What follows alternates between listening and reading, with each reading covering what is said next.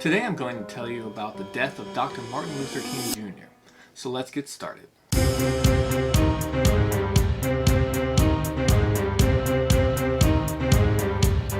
How's it going, everybody? Welcome to Virtual History 360. I'm Mr. Wade and I love history, and I bet you do too. That's why you're watching this video. So be sure to check out my other videos in this playlist to find something you will find helpful. And be sure to stick around until the end of the video to find out what happened to James Earl Ray. But we'll get to that. First, let's talk about why Dr. King was in Memphis. The year is 1968, and although the country is moving in the right direction in regards to race, it is certainly not perfect. Dr. King knows that his work is not done, so he heads to Memphis in March of '68. He is there to help protest the conditions faced by black sanitation workers who have gone on strike. Unfortunately, the initial protest turned violent, and on March 28th, one teenager is killed. Martin Luther King Jr. decides to leave the city to allow things to calm down, but vows to return in early April to restore nonviolence back to their movement. Unbeknownst to him, but King would deliver his last sermon on April 3rd. He eerily professes to fear no man, even though just a day later he would be gunned down. But aside from that, he talks about his efforts from the 50s and 60s and references the work that has already happened and the work that still needs to take place. But he ends his speech in a way that only he can. We've got some difficult days ahead, but it really doesn't matter with me now, because I've been to the mountaintop. I don't mind. Like anybody, I would like to live a long life. Longevity has its place. But I'm not concerned about that now. I just want to do God's will. And He's allowed me to go up to the mountain.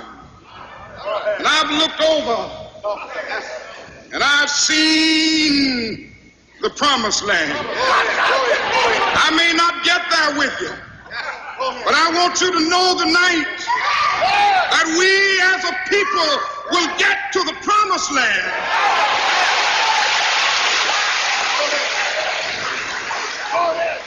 So I'm happy tonight. I'm not worried about anything. I'm not fearing any man. Mine eyes have seen the glory of the coming of the Lord.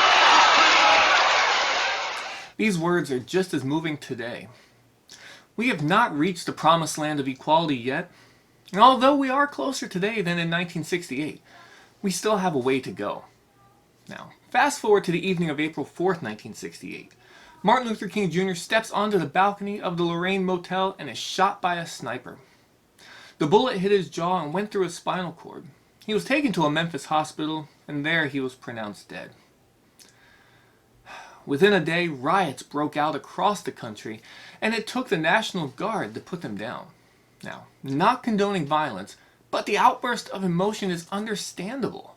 I mean, you have the #1 proponent of nonviolence being shot and killed when he is only 39 years old.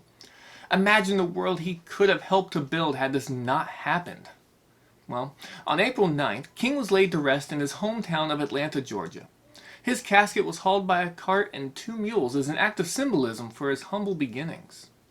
His eulogy was actually a recording of his last sermon from the Ebenezer Church, where he didn't mention his awards, but rather he talked about his fight to feed the hungry, clothe the naked, and love and serve humanity.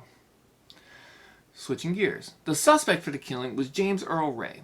He was an escaped convict, and a rifle was found at the boarding house where he was staying at, which was just a block away from the Lorraine Motel. Within a month, a massive manhunt was started, and Ray was apprehended in London trying to make his way to Rhodesia. Rhodesia? Well, Rhodesia no longer exists.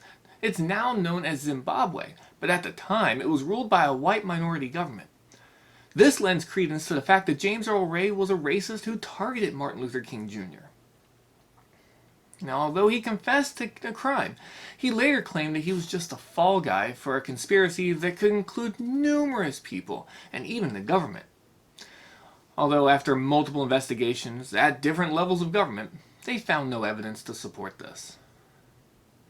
They do believe that there could have been more people involved, but only a small number at that, and then there was no evidence for anybody in particular.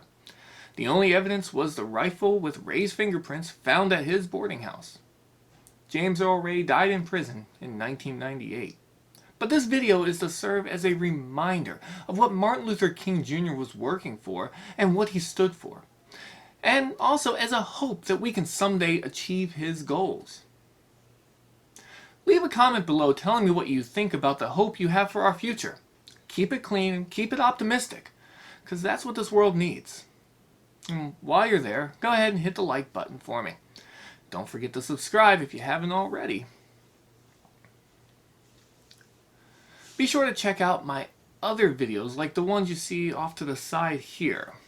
Because I have other videos, other history and civics videos, as well as one shot in 360.